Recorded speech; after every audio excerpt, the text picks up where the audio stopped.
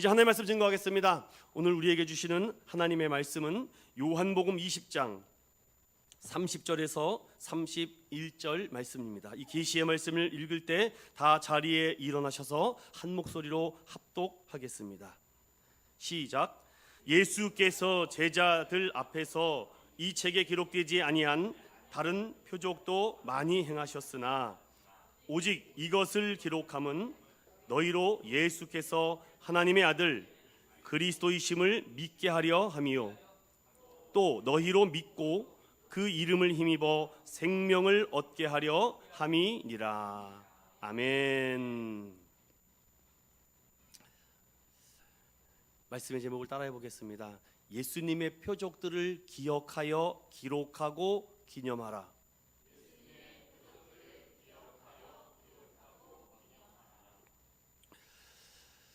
그날도 평소와 다르지 않은 아침이었습니다.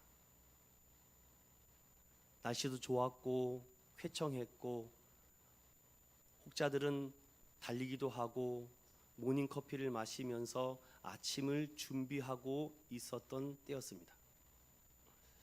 그런데 하늘에서 굉음의 소리가 들리기 시작하죠. 항공기가 너무 낮게 나는 거 아니야? 이상하다. 의식하고 깨닫기도 전에 쾅! 첫 번째 큰 울림이 들렸습니다. 많은 사람들은 공포와 두려움에 휩싸이기 시작합니다. 잠시 후 또 하나의 큰 항공기가 날아와 미국 뉴욕 맨하탄 월드 트레이드 센터에 부딪히며 맨하탄에는 불길에 휩싸이기 시작합니다. 공포의 도가니로 몰린 그 가운데 수많은 사상자와 피해를 입은 무고한 시민들이 일어나기 시작합니다. 주변에 있던 소방관과 경찰관들은 그 한 생명을 살리기 위해서 무장한 채 그 계단 위를 뛰기 시작합니다. 얼마 지나지 않아 뜻하지 않은 충격적인 일이 벌어지고 맙니다. 그 빌딩은 그 자리에 주저앉고 말게 되죠. 여러분이 잘 아시는 2001년 9월 11일 뉴욕 월드 트레이드 쌍둥이 빌딩 세계 무역센터에 극단적 이슬람 테러리스트 IS에 의해 자행된 9.11 테러 사태가 여러분 이제 20년이 넘어가고 있습니다. 여러분 기억하십니까?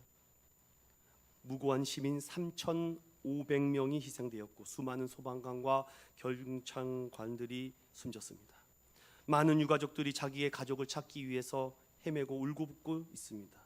큰 충격에 빠져나오지 못하고 있는 여인들의 통곡과 비참의 눈물의 통곡 소리가 아직 귀에 들리는 듯합니다. 제가 이 현장을 가봤습니다. 그런데 참 많은 생각들이 기억되고 기록되고 기념되었다는 것을 봤습니다. 현재 이 무너진 이 빌딩에는요, 다음과 같은 큰 네모의 사각형의 우물과도 같은 두 개를 만들어 놓고요, 거기에 메모리얼 파크 뮤지엄을 만들어 놨습니다. 저 밑에는요 박물관이 있습니다. 그 위에는요 계속해서 24시간 물이 흐르고 있습니다. 물론 겨울에는 얼기 때문에 안 되죠. 제가 갔을 때는 9월 달이어서 계속해서 물이 저 네모 안으로 흘러들어가고 있습니다. 그런데 중요한 것은요, 제가 유심히 살펴보니까 저기 가운데 꽃 하나가 보이지 않습니까? 그 꽃을 가만히 가서 보니까 사람들의 이름이 다 기록되어 있습니다. 3,500명의 사람들의 이름이 깨알같이 다 기록되어 있습니다. 그 밑에 아래에 박물관으로 들어가면은 거대한 벽에 다음과 같은 시인 버질의 글귀가 기록되어 있습니다. No, they shall erase you from the memory of time. 시간의 기억으로부터 단 하루도 당신을 지울 수 없다. 절대로 잊지 않겠다는 것입니다. 많은 사람들이 애도하고 있습니다. 재발 방지를 구명하며 많은 사람들이 안타까워하죠. 거기에는 당시 희생됐던 사람들의 사진이 다 기록되고 기억되어 있습니다.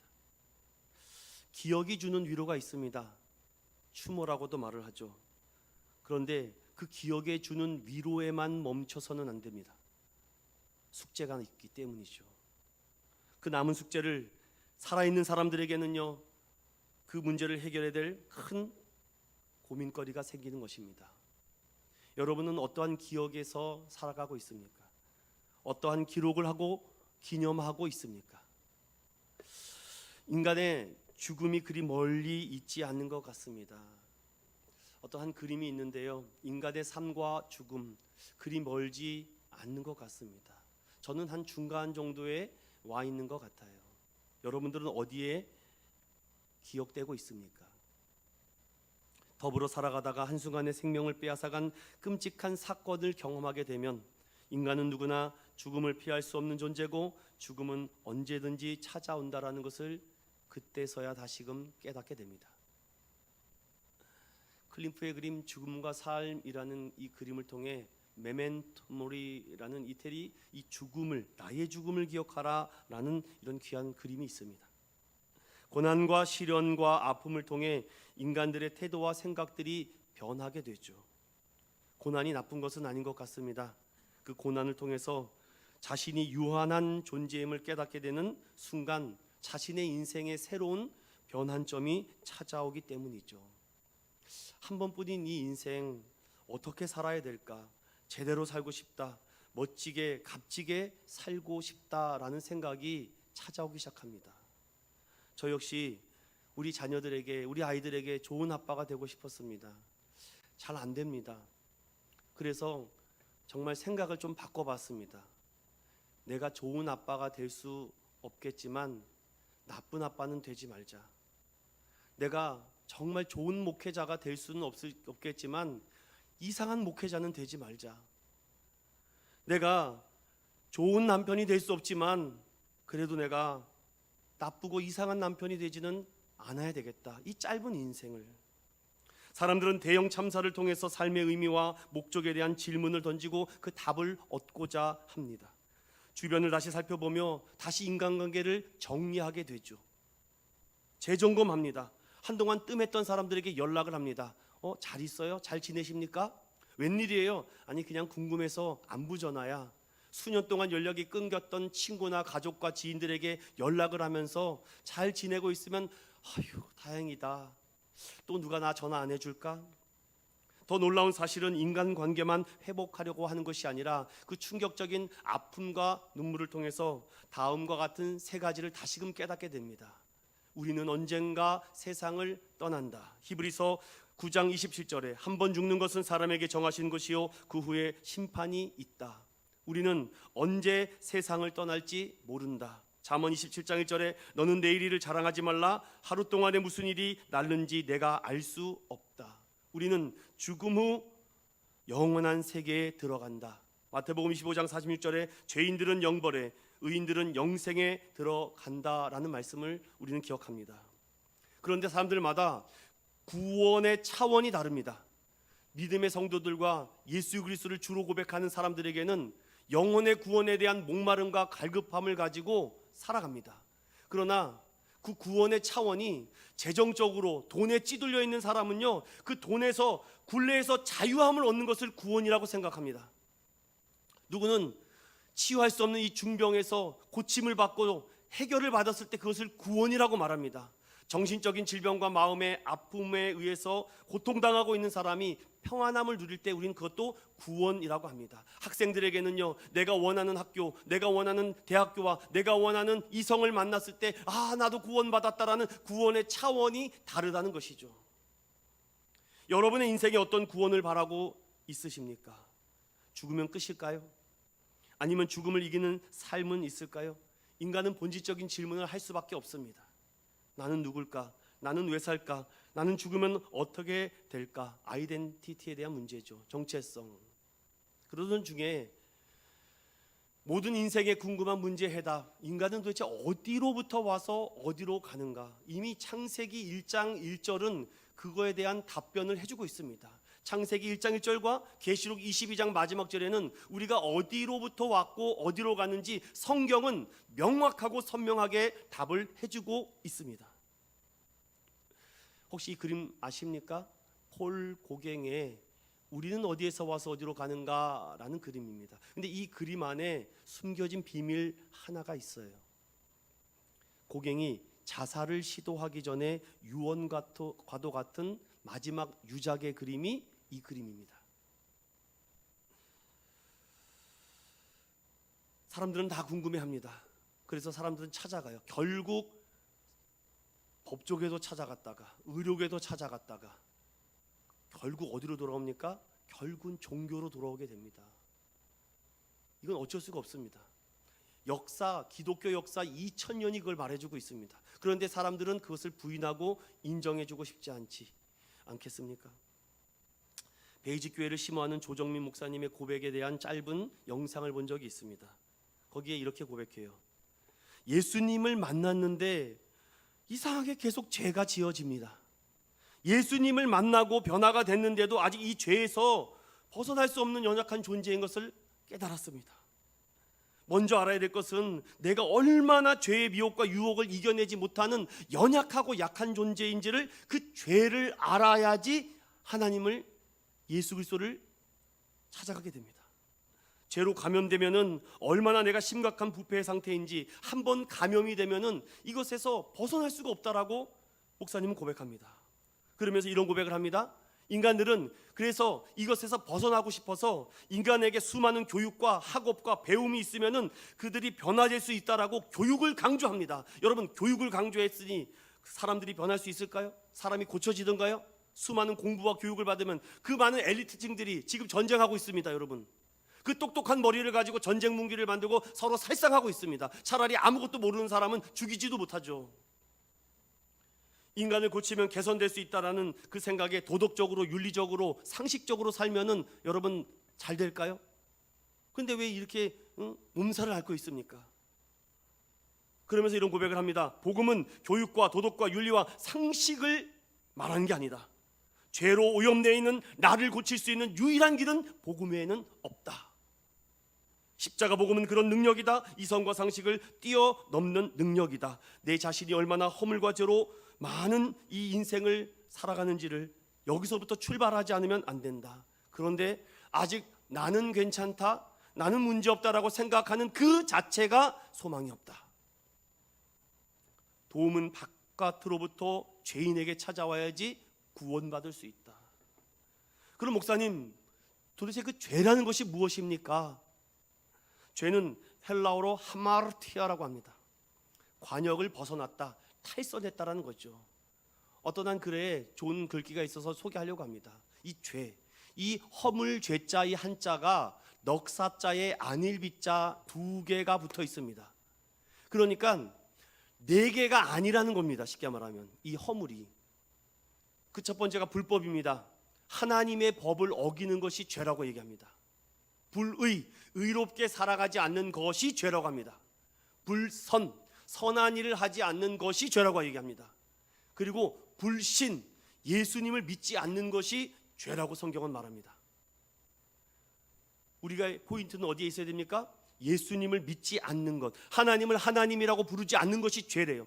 아니 목사님, 나 그런 얘기 처음 들었습니다. 성경이 그렇게 말하고 있습니다. 하나님이 하나님 되심을 인정하지 않고 하나님이 원하는 그 규칙과 뜻과 말씀대로 순종하지 않는 삶을 사는 자, 그는 죄인이다. 성경은 우리에게 불법과 불의와 불선보다 예수 그리스도를 믿지 않는 것이 가장 큰 죄다라고 말합니다.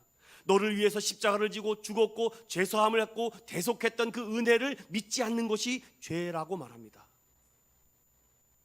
그러니 그 단계를 넘어가지 못하면 이 땅에서만의 구원을 원합니다.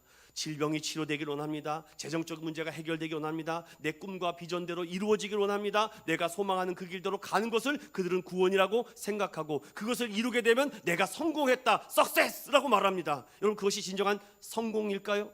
성공주의가 아니라 성장을 해야 되는데 성공하는 데만 관심이 있으니 교회도 이 문제에 대해서 세례만 계속 줍니다. 제가 군중 세례를 가서 군인들에게 세례를 준 적이 있었습니다. 논산에 갔는데요, 새까맣게 1800명의 까까머리 중과 같은 애들이 앉아 있더라고요. 그러면서 목사님들이 쫙 서가지고서는 진중 세례를 한다고 해서 주기 시작합니다. 저도 한 30-40명을 한 것 같아요. 그런데 세례 받을 때보다 초코파이를 받았을 때 그렇게 은혜를 받더라고요. 그래서 제가 불쌍해서 하나 더 무라 제가 그랬죠. 내가 지금 뭘 하는 건가? 그들이 정말 예수 그리스도 이름으로 구원받고 중생하고 회심한 것 관심이 없습니다.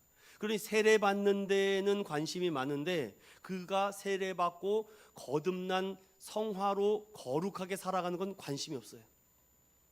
그러니 목사님 우리의 유아 세례 받았는데요. 근데 어떻게 하라고요? 유아 세례 받았는데. 그래서 저희 교단은 만 14세가 되면 학습 세례를 다시 합니다. 그가 진짜 예수 그리스도를 주로 고백하는지 다시금 확인하고 구원의 점검을 하는 거죠. 이 땅에서의 구원만을 바라십니까? 아니면은 죽음에 넘어온 영원한 초월적인 구원의 능력을 여러분들 바라십니까? 저는 오늘 이 문제에 대해서 요한복음 20장 30절과 31절은 이 문제를 해결할 수 있는 가장 기쁘고 좋은 소식을 기억하여 기록한 이 요한의 말씀을 통해서 여러분들 한 생명이 천하보다 귀하다라는 이 요한의 말씀을 통해서 여러분 나 자신이 구원받은 것에 대한 감격하시고 또한 문영혼들 아직 주께로 돌아오지 못한 많은 그 생명들에게 복음을 전하는 우리 믿음의 성도들 되시기를 예수님의 이름으로 축원드립니다. 여러분 오늘 이 말씀은요 길게 할 거 없어요. 제가 오늘 새로운 부분에 대해서 어떤 것을 말하는 것이 아니라 요한이 말하는 것이 30절 보십시오. 예수께서 제자들 앞에서 이 책에 기록되지 아니한 다른 표적들도 많이 행했다. 그러니까 뭐 무수하다라는 거죠. 3년 동안 다녔으니 뭐 얼마나 많겠습니까? 그런데 31절 다 같이 우리 이건 암송하셔야 돼요. 시작. 오직 이것을 기록함은 너희로 예수께서 하나님의 아들 그리스도이심을 믿게 하려 함이요 또 너희로 믿고 그 이름을 힘입어 생명을 얻게 하려 함이라. 아멘. 여러분 여기 이 기록되어 있는 이 하나님의 말씀만이라도 충분한 줄로 믿습니다. 예수는 그리스도요, 예수는 주요, 예수는 하나님의 아들, Son of God, 하나님의 아들이라는 겁니다. 이것을 통칭해서 뭐라 그럽니까? 우리는 그것을 따라합시다. 메시아라 그런 겁니다. 제가 오늘 그 부분을 여러분과 함께 조금 더 깊이 요리문답을 통해서 제가 여러분에게 3분짜리 5분짜리 복음을 좀 만들어 드리고 싶은 것입니다. 이 책에 이 기록된 것은 제자들에게 수많은 표적들을 행하셨는데 이 표적은 영어로 보니까 미라클이 아닙니다. 기적이 아니에요. 내가 뭔가 서프라이즈 하려고 한 것이 아니라 사인입니다. 어떤 표시, 신호, 어떤 계시, 이걸 통해서 그가 하나님의 아들인 것을 또한 그가 그리스도인 것을 믿게 하고 그 믿음을 계속해서 ing 진행하여 가며 영생을 얻게 하는 것이 기록의 목적입니다. 그러니 여러분 예수 믿어서 가장 좋은 것이 무엇입니까? 이 세상에서의 구원이 아닌 영원한 아버지의 나라에서 구원의 잔치에 참여하는 줄로 믿습니다. 전 이 은혜가 없으면요 예수 만나고 믿을 필요가 없어요. 저는 오늘 여러분에게 이 영원한 생명에 대해서 하이델베르크 요르문답에 대해서 1문부터 129문까지 제가 이것을 3년 동안 혼자 독학했습니다. 오늘은 1문에서부터 22문까지를 압축하여서 복음이 도대체 어떻게 무엇일까를 제가 함께 여러분과 함께 나누면서 나가려고 해요. 먼저 들어가기 앞서서 여러분 기독교를 자꾸 종교라고 얘기를 합니다. 종교는요 마루종자의 가르칠 교자를 말합니다. 종교예요. 그래서 religio, religion, 끝이 보인다, 끝을 아는 자들, 마지막을 보는 자들을 종교인이라고 말을 합니다. 그런데 기독교는요 이미 끝과 마지막을 다 알고 있습니다. 매주 금요일마다 요한계시록을 강의하다 벌써 16장까지 왔는데 제가 계시록을 연구하고 묵상하면서 깨닫는 것은 하나예요. 하나님 감사합니다. 예수를 알게 해주시니 감사합니다. 나 같은 자격 없는 사람을 구원해 주시니 감사. 이런 고백밖에 안 나옵니다. 그래서 기독교는요 계시의 말씀입니다. 따라해봅시다. 기독교는 계시의 말씀이다. 우리 인천능교회는 그래서 함께 성경 봉독을 저 혼자 하는 것이 아니라 특별한 어떤 사람을 세우는 것이 아니라 이 계시의 말씀을 여러분이 다 느헤미야 8장과 같이 다 일어나서 함께 합독하는 겁니다. 전 그것이 옳다라고 생각합니다. 이 계시된 말씀을 듣기만 해도 은혜가 되고 읽기만 해도 은혜가 되고 내가 보기만 해도 은혜가 될 줄로 믿습니다. 전 로마서 1장부터 16장까지를요 수십 번 읽었던 사람입니다. 그리고 이 말씀을 읽다가 로마서 8장에서 깨졌어요. 제가 로마서 8, 우리 다 외우시잖아요. 우리 인천님께 성도들은 로마서 8장 정도는 뭐 일도 아닙니다. 그런 거는 한번 해볼까요? 갑자기 눈을 안 맞추시네요. 1절만 해볼까요? 1절 시작. 그러므로 예수 결코 정죄함이 없나니. 네, 거기까지만 해도 다음 사람 시험 듭니다. 결코 정죄함이 없대요. 예수 안에서. 여러분 이게 은혜입니다. 여러분 우리 인천의원께는 저는요 다른 거 설교할 줄 몰라요. 결코 정죄하지 않겠대요. 은혜를 주겠다는 겁니다. 우리가 기다리고 기대하고 바라고 원하는 것 중에 가장 기쁨의 소식이 무엇입니까? 너를 죄인이라고 하지 않겠다는 거예요. 내가 너의 죄를 다 가지고 가서 내가 다 담당했으니 너는 이제 의인이 됩니다. 누가 이런 종교가 어디 있습니까? 내가 뭐 한 게 있어야죠. 내가 뭐 업적을 쌓습니까? 노력을 했습니까? 한 게 아무도 없는데 그냥 예수님을 믿음으로 영원한 생명을 주신대요.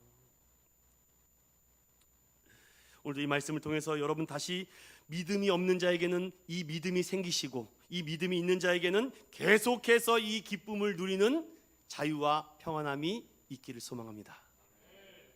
그래서 저는 오늘 하이델베르크 요리문답을 가지고 1문에서부터 22문까지를 말씀드리고 마무리하려고 해요. 하나님의 말씀은요 항상 선명한데 그 요리문답의 1문 1답은요 이런 질문을 시작합니다. 따라해 볼까요? 살아서나 죽어서나 당신의 유일한 위로는 무엇입니까? 이 질문으로 시작해요. 웨스터민스터 소요리 문답은요 하나님의 말씀인 성경이 하나님의 말씀이을 믿느냐라고 시작하는데 여기는요 바로 아주 그냥 직관적으로 얘기하죠. 당신이 지금 이 땅에서 살아있거나 혹시 죽어서나 당신의 유일한 위로, 다른 말로는 위안이라고 표현되어 있습니다. 위안은 무엇입니까? 라는 고백이죠. 그래서 이 유리의 문답에 대해서 여러분들 공부를 잘 하시면은요 너무나도 큰 은혜가 됩니다. 뼈대가 만들어져요. 내가 왜 기독교인인가, 내가 왜 그리스도인인가, 내가 왜 하나님이 하나님 되심을 믿는가에 대해서 그림이 딱 그려지고 해석이 되고 답이 된다는 거죠.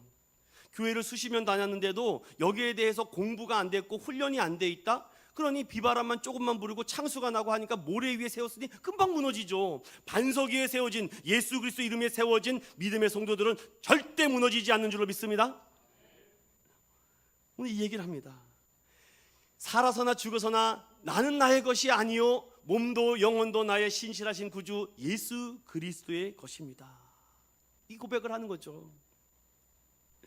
예수 그리스도의 십자가 보혈로 나의 모든 죄값을 완전히 치르시고 나를 사단과 마귀의 권세에서 자유와 해방을 주셨기 때문에 나의 유일한 위로는 예수 그리스도이심을 믿습니다.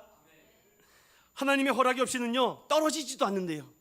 그리고 나를 보호하시며 모든 것이 합력하여 선을 이루게 하시며 나의 구원을 계속해서 이루어주고 간다는 거죠. 이것이 성도의 견인고리 아닙니까? 성령으로 말미암아 나에게 영생을 확신시켜 주시고 마음을 다하여 즐거이 신속히 예수님을 위해서 살아갈 수 있도록 힘과 지혜와 능력을 주신대요. 여러분 예수 만나는 것이 이렇게 큰 축복이고 행복입니다. 유일한 위로와 위안은 오늘도 이 믿음의 말씀 붙들고 오늘도 감사하며 영광 돌리며 살아갈 수 있는 저와 여러분이 되시기를 간절히 소망합니다. 저는 인천의원교회 성도들은요 단 한 사람도 벗어나거나 이 하마르티아로 가지 않기를 소망해요. 아니 그런 분들 없을 겁니다.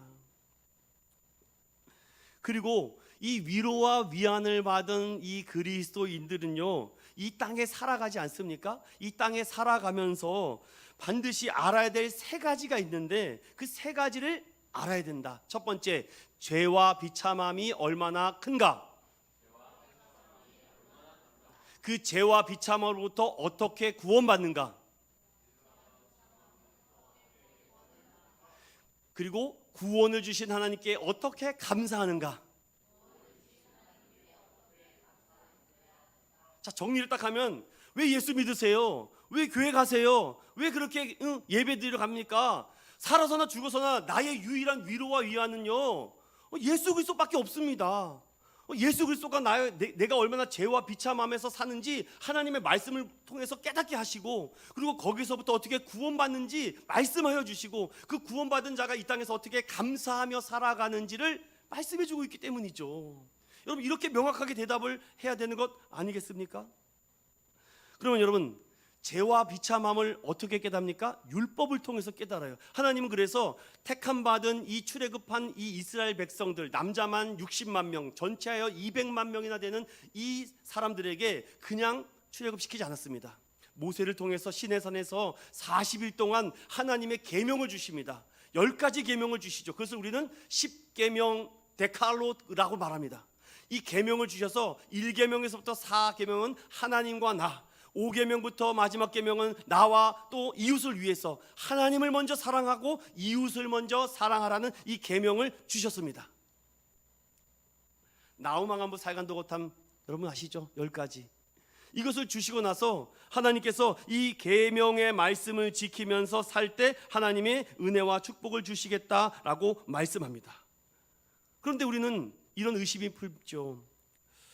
본능적으로 본성적으로 하나님을 미워하고 이웃을 미워하고 이 죄성으로 말미암아, 아니 이 10가지 계명을 어떻게 지킵니까?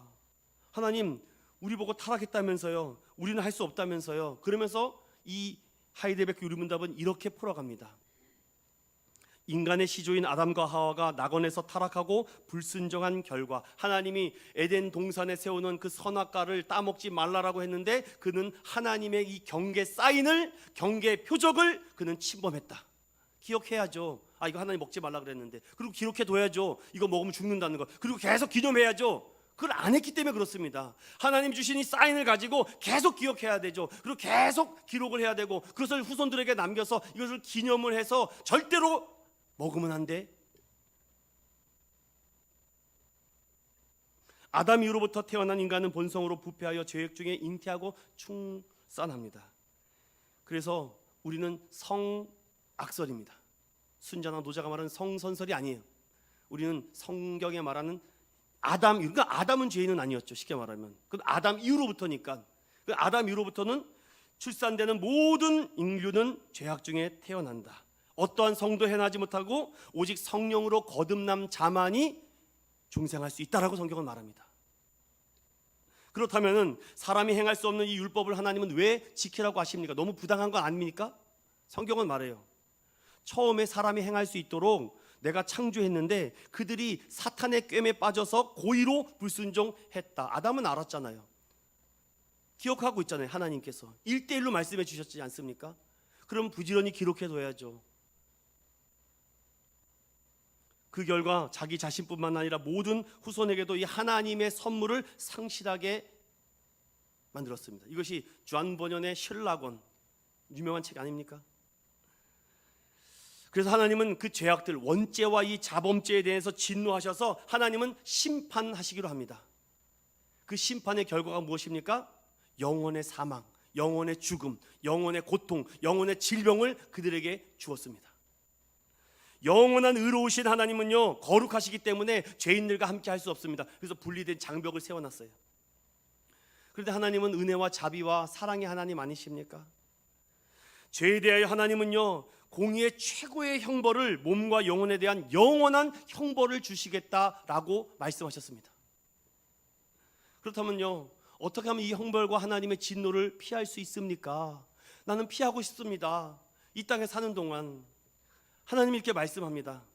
네가 그 죄에 대한 값을 치르든지 아니면 다른 이가 와서 하나님의 의가 만족되면은 내가 해결해 줄게. 그런데 나는 죄인이기 때문에 하나님 앞에 나아갈 수가 없습니다. 이미 죄성으로 타락하고 부패하였기 때문에 하나님의 의로움을 만족시킬 수 없습니다. 아무리 노력해도 나의 죄책을 증가할 뿐이지 하나님의 의로움과 선을 만족시켜 드릴 수가 없습니다. 하나님의 진노를 조금이라도 받으면 우리는 금방 무너져 버리게 되죠. 그런데 다른 이에 의해서 하나님의 의가 만족될 수 있다. 그럼 나는 죄인이니까 나보다 조금 착한 네가 해볼래요? 안 됩니다. 그럼 나보다 더 정말 선하게 살았던, 착하게 살았던 다른 이를 찾아볼까요? 이 땅에 아담 이후로부터 태어난 누구든지 다 죄인이라고 말씀하기 때문에 로마서는 이렇게 말합니다. 의인은 없나니 하나도 없다. 모든 사람이 죄를 범하였으되 하나님의 영광에 들어가지 못한다라고 말씀하죠. 그러면 하나님의 의로움을 만족시켜 드릴 수 있는 방법은 무엇일까? 참 인간이어야지만 됩니다. 그리고 그 의로운 분을 동시에 만족시켜 줄 수 있는 분이어야지만 되죠. 그래서 하나님은 계획하십니다. 이 인류를 사랑하셨는데, 창조해 놓는데 이 인류가 다 무너지게 생기고 없어지게 생겼으니 사랑의 하나님, 긍휼의 하나님, 자비 하나님께서는요 계획하십니다. 이들을 다시금 구원하고 살리기 위해서 이 하나님의 의를 만족시킬 수 있고 하나님과 화목해 줄 수 있는 유일한 분을 너희들에게 보내겠다. 인간의 죄에 대한 하나님의 진노와 형벌을 감당할 수 있는 유일한 분을 보내주겠다. 그분이 누구십니까? 따라해봅시다. 우리 주 예수 그리스도. 우리 주 예수 그리스도. 하나님께로부터 나오신 분, 그분은 성령으로 잉태되신 분, 성육신하신 예수 그리스도가 하나님의 의를 만족시키고 형벌을 감당하시고 하나님의 진노를 막을 수 있는 유일한 분인 줄로 믿습니다. 어떤 이름도 하나님의 의와 진노를 만족시켜드린 이름이 없습니다. 그래서 오늘 요한복음 20장 31절은 뭐라 그래요? 예수께서 하나님의 아들 그리스도이심을 믿게 하려 합니다. 그래서 수많은 사인을 보여준 겁니다. 그래서 요한복음에는요 특별히 다른 복음서에 나타나진 7가지의 특별한 사인이 나옵니다. 여러분 그 7가지 사인이 무엇입니까? 첫 번째, 요한복음 2장 가나의 혼인잔치에서 포도주가 떨어집니다. 난리가 났죠. 잔치는 계속해야 되는데 그때 당시 혼인잔치는 7일, 길게는 10일 동안 합니다. 우리는 30분이면 끝나잖아요, 결혼식이. 그때 당시는 그렇습니다. 그러니까 포도주가 떨어진 상태에서 예수님이 초대를 받아서 가나의 혼인잔치에 왔는데 그냥 뭐 난리가 났습니다. 왜? 포도주가 떨어졌다는 거죠. 그때 어머니 마리아가 예수님이 시키는 대로 하거라. 아니 웬 30대밖에 안 돼 보이는 젊은 청년이 뭐 하는지 제자들 우르르 데리고 와서. 그런데 예수님께서 말씀합니다. 저 바깥에 돌 항아리 6개가 있는데 거기에다 물을 채워 넣어라. 그리고 갖다 주어라. 여러분 믿음은요 행동입니다. 믿음은요 나 자신을 던져야 돼요. 나 자신을 드리는 겁니다.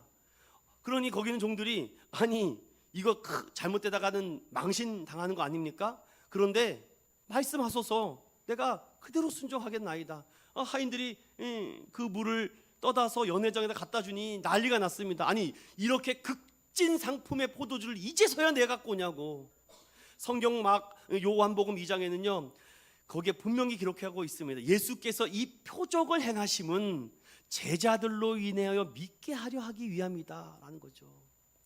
여러분 혹시 재정적으로 어려움 당해서 고통당하신 분이 있습니까? 하나님은 구원의 계획 속에 그것도 하나가 될 수가 있습니다. 육신의 질병으로 아픔이 있습니까? 여러분을 구원하시기 위해서 그것을 치료하는 것도 구원의 한 점이 될 수 있습니다. 여러분의 어떤 꿈과 비전을 위해서 달려가다가 낙심하거나 이루는 것들이 있습니까? 하나님의 구원의 역사 중에 하나지 여러분 그것이 구원이 아니라는 것입니다.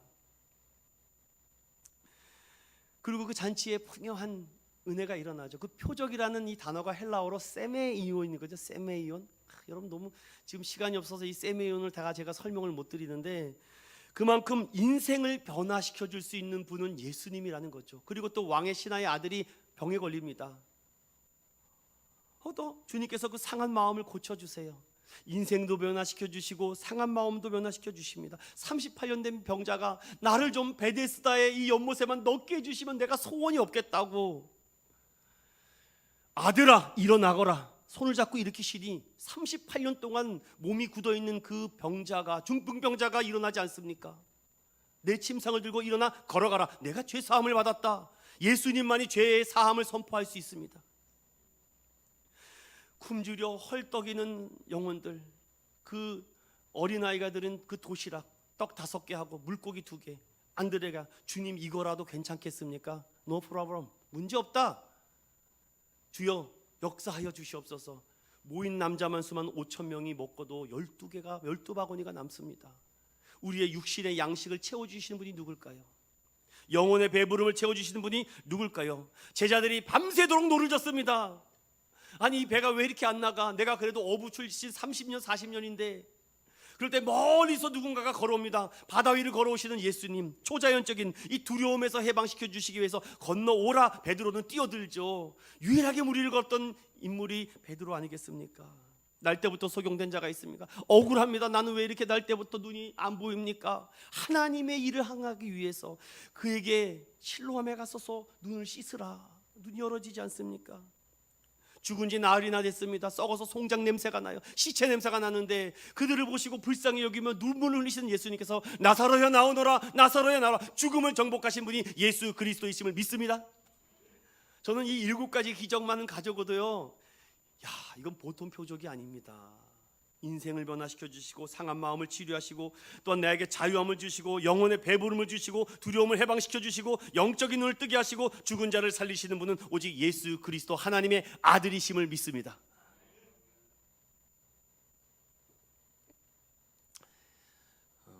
이건 조금 이따 제가 설명을 드리고요.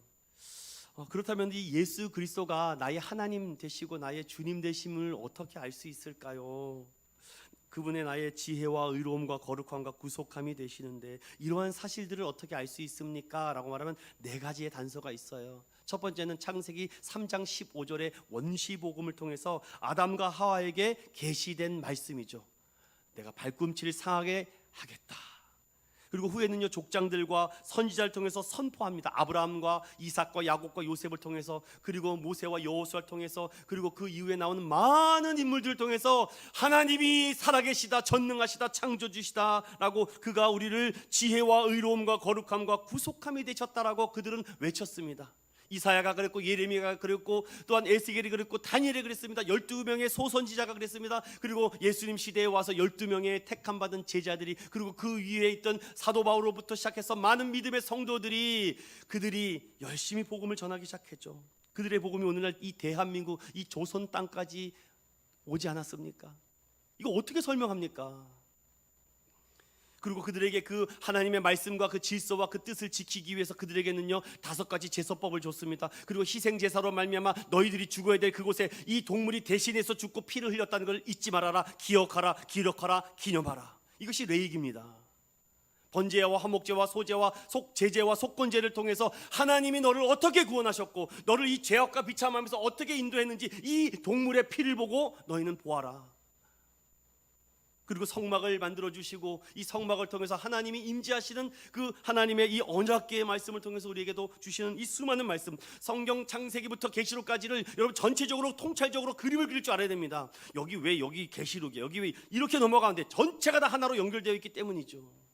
그 모든 것을 감사하며 찬양하며 다윗과 솔로몬과 그 많은 사람들은요 시편을 지면서 하나님을 찬양하기 시작합니다. 할렐루야, 송축하라, 하나님께 영광 돌려라, 그는 전능하시다, 창조주시다, 그에게 감사하라고 시편, 잠언, 전도서, 아가 이 말씀을 통해서 하나님의 말씀을 선포하기 시작하죠. 그 말씀을 사람들은 적기 시작합니다. 또 적기 시작하고 또 사본만 28만 개가 있습니다. 지금 26에서 28만 개.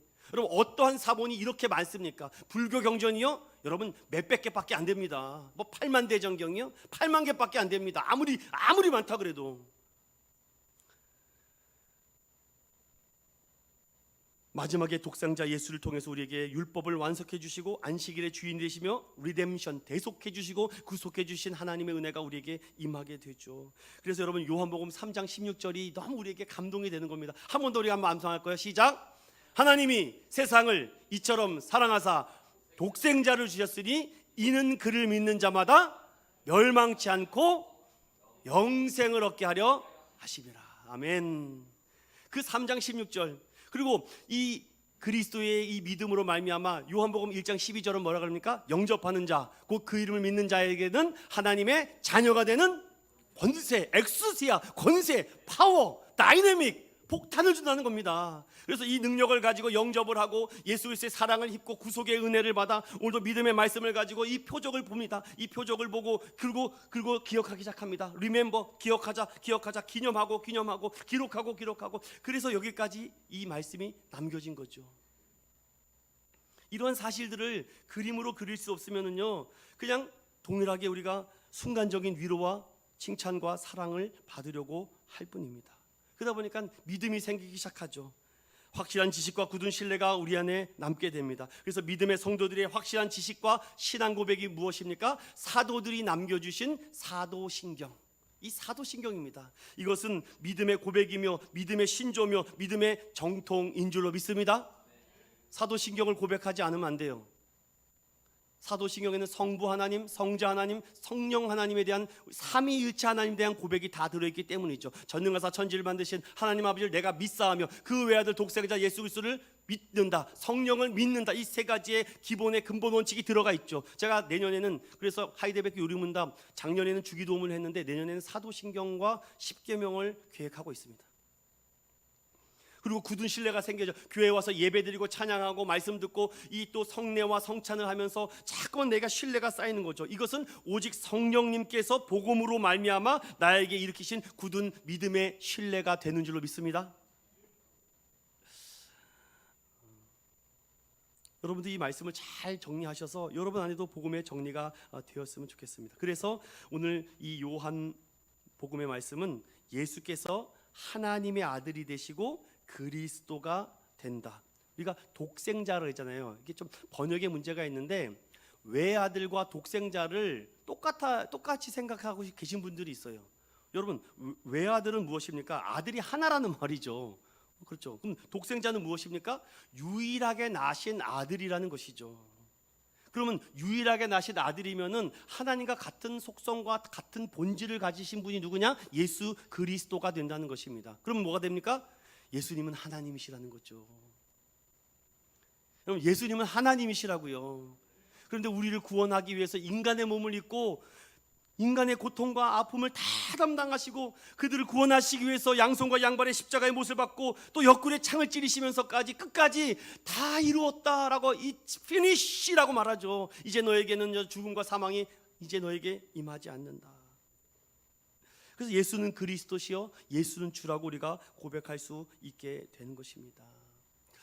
그래서 많은 전도법이 있어요. 브리치 전도법이라고 해서 이렇게 직관적으로 볼 수 있게 사람은 이 죄로 말미암아 하나님께 갈 수 없는데 그러므로 말미암아 죄로 말미암아 죄인과 심판과 사망이 찾아왔다. 그러다 보니 사람들은요 갈급하죠. 질문합니다. 내가 선행을 행하고 종교를 가지고 도덕적으로 윤리적으로 살면은 하나님께 갈 수 있는가? 그럴 수 없다라고 말합니다. 오직 예수 그리스도 나의 죄를 위해서 죽으신 그분이 나를 위해서 장사되시고 그분이 3일 만에 부활하심을 믿는 자가 하나님께로 가는 줄로 믿습니다. 그리고 듣고 믿음으로 말미암아 그리고 하나님 안에 있는 자 영생을 받습니다. 심판을 받지 않습니다. 사망에서 생명으로 옮겨가는 줄로 믿습니다. 그래서 성령님께서 우리에게 하나님 안에 선택되고 머물 수 있도록 기억될 수 있도록 날마다 우리가 하나님 앞에 나아가는 거 아니겠습니까? 이 외에도요 사형리 정도법이 있습니다. CCC에서 만든 거죠. MZ세대에게 전하는 5분 복음 전도가 있죠. 여러분 누구를 만나서 예수 그리스도에 대해서 이렇게 뼈대가 딱 그려져 있으면요 금방 복음을 소개해 줄 수가 있습니다. 또 7가지 전도 방법이라고 TGC나 CTC에서 하는 것도 있고요. 또 이찬수 목사님 이런 얘기 하더라고요. 한국교회에서 기독교는 점점 쇠퇴해간다. 복음은 절대 쇠퇴하지 않죠. 내가 쇠퇴해가는 거지 복음이 쇠퇴되는 게 아닙니다. 저희 교회는요 현재 복음의 전함이라는 전도 플랫폼을 통해서 온라인과 오프라인을 통해서 전도 들어볼까 여러분 계속해서 여러분들 주변에서 알려주십시오. 말씀을 마무리하고 정리하겠습니다. 제가 18년도에 중고차를 구입해서 지금까지 끌고 다니고 있거든요. 한 18만 정도가 됐습니다. 제가 20만까지 타겠다고 했어요. 그런데 이것이 시간이 지나니까 하나하나가 아프더라고요. 몇 달 전에 내비게이션이 고장이 났습니다. 먹통이죠. 여러분 뭐 차들이 다 좋으시니까 후진을 하면 뒤에 카메라가 나오지 않습니까? 그러니까 여성분들이 참 운전하기 편하고 그런데 내비게이션이 먹통이 되고 안 보이니까 후진을 할 때 후방이 안 보여요. 그래서 아내가 되게 저한테 그러더라고요. 아 이거 어떻게 하지? 나 이제 주차 못한다고 큰일 났다고. 그래서 알아서 한번 알아볼게. 알아보니까 이거 수리비가 더 나오고 그래서 그냥 냅뒀습니다. 지금까지도 냅뒀어요. 분명 고장난 거를 알았거든요. 사인을 받잖아요. 고장난 사인을 받잖아요. 제가 분명히 사인을 받는데 기억하고 싶지 않아요. 수리비 때문에 기억하고 싶지 않습니다. 수십만 원이 깨질 생각을 하니까 안 되겠어요. 그리고 서서히 아깝다는 생각도 들고, 저는 그게 없어도 주차하는데 불편하지 않거든요. 저는 원래 이 후방이 없어도, 이 띠띠띠 이런 거 없어도 다 주차했잖아요, 우리 어르신들. 요즘은 뭐 별게 장치가 다 있지 않습니까? 그러다 보니까 또 에어컨도 고장나고 백미러도 고장나고 도저히 참을 수가 없어요. 이게 고장나니까 더워서 운전을 못하겠다. 그건 내가 불편하니까 바로 가서 고치더라고요. 그런데 이 내비게이션은 아직까지 안 고칠 겁니다. 근데 오늘 새벽에 제가 교회 차가 시동이 안 걸려가지고 점프 시켜가지고 저 뒤로 빼놨는데, 집사람이 문제해서 집에를 갔습니다. 갔는데 너무 잘하는 거예요. 너무 주차를 잘하더라. 한 번에 샥샥 가더라고요. 그래서 내가, 야, 이 후방 카메라 없어도 주차 잘하네. 그러니까 뭐 별로 얘기하더라. 없어야 잘하는구나. 제가 알았습니다. 없어야지 잘하는구나. 이게 사라져야지 잘한다는 걸 제가 그때 깨달았습니다. 내가 불편하면은, 내가 불편한 건 빨리 고치고 만들고 하는데, 내가 안 불편하니까 기억하고 싶잖아요. 기록하지도 않습니다. 기념은 더더욱 안 합니다. 그런데 내가 조금이라도 불편하잖아요. 바로 가서 고칩니다. 바로 가서 바꾸죠. 여러분 보세요. 몸이 조금이라도 어디 아픈 사람, 에휴 괜찮아. 근데 어떤 사람 조금 아프면 바로 달려가죠. 그러면서 계속 주차가 불편할 텐데 불만이 없네. 불만이 없으면 그냥 갈까 계속. 저는 불편하지 않아요. 내비게이션도 휴대폰이 제일 좋습니다. 오히려 나보다 더 주차를 더 잘해지는 것 같아요. 그런데 착각이죠. 불편하죠. 그냥 그 불편함을 극복하려고 하는 노력이 있지 않았을까요? 제가 왜 이런 말씀을 드립니까? 여러분 당장 내 인생의 구원 여부가 중요하지도 불편한 것도 없는데 왜 자꾸 믿으라고, 왜 예수 믿으라고 하는지, 왜 내가 살다가 급하고 중하다고 생각이 들면 그때 가서 예수 믿으면 되는데 왜 자꾸 나에게 이러는가? 내가 죽기 전에 하나님 믿으면 괜찮지 않을까? 불편하지 않는데 왜 자꾸 나에게, 나중에 가서 믿을게요. C.S. 루이스의 글에 이런 유명한 글을 소개해드리고 마치려고 합니다. 어느 날 루이스의 친구가 루이스에게 이렇게 말을 해요. 아니, 교회 다니는 하나님 믿는 사람들을 보니까 참 이상하다. 예를 들어서 우리는 비행기 조종사가 낙하산을 대하듯 하나님을 대하는 것 같네. 위기 상황에 대비해서 마련해 두긴 하지만 그것을 사용할 기회는 오지 않기를 바라는 것이지. 비행기는 타고 가는데 굳이 낙하산을 왜 저거 불편하게 쓰려고 해? 사고 안 날 거야, 걱정하지 마. 그런데 어떤 문제가 생깁니까, 여러분? 우리는 비행기가 추락하는 것 같은 인생을 살진 않습니다. 그래서 루이스는 그 친구에게 이렇게 말해. 친구요, 성경이 말하는 세상은 날개가 부러져 바닥으로 곤두박질 치는 비행기가 아니라네. 우리가 살아가는 세상은 한쪽 구석에 작은 구멍이 뚫려 조금씩 침몰해 가고 있는 거대한 배와 같다네. 배는 크고 구멍은 작기에 처음에 우리는 배가 침몰하고 있는지 모른다네. 배에선 연일 파티와 행사가 열리고 온갖 기쁨이 가득하지만 모든 시간이 끝나는 그날에 배가 기울어져 있다는 것을 그제서야 알게 될 것이네. 침몰해 가고 있다는 것을. 그때는 이미 늦었다네. 우리가 하나님을 펼치고 싶지 않은 낙하산처럼 대하는 이유는 무엇일까? 하나님 없는 삶이 어떠한 것인지를 잘 모르기 때문이네. 그러므로 하나님을 떠난 삶은 서서히 침몰하며 우리를 절망의 바다로 빠뜨려 가는 거네. 그러니 기억하라, 기록하라, 기념하라. 당신의 파티는 언젠가는 끝날 것이다. 그리고 이 위기에서 벗어날 유일한 길을 알려주겠네. 당장 그 배에서 내려 구멍나지 않은 배를 타게, 하나님의 배에 타게.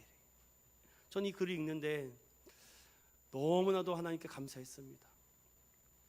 침몰해가고 있는 타이타닉에 타고 있지 않고, 비록 작지만, 비록 냄새나고 비린내 나는 작은 배지만 구멍나지 않은 배를 타야지 끝까지 가죠. 여러분, 큰 배에 타고 있는데 서서히 기울어져 가고 있는데 개구리가, 여러분 잡아보셨죠? 이걸 삶아 먹으려고 물에다 집어넣으니 따뜻하니까 거기서 헤엄을 칩니다. 자기가 죽어가는지도 모르면서 헤엄을 쳐요. 결국은 깨끗하고 죽죠. 온탕인 줄 알고 찜질하다가 사우나에서 구이가 되어 죽는 겁니다.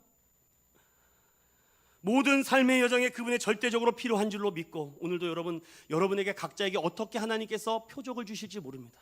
그 표적 안에서 여러분 그 받은 은혜를 감사하며 기억하십시오. Remember. 그리고 그것을 열심히 남기시고 기록하십시오. 그리고 기념하는 우리 믿음의 성도들 되시기를 예수님의 이름으로 축원드립니다.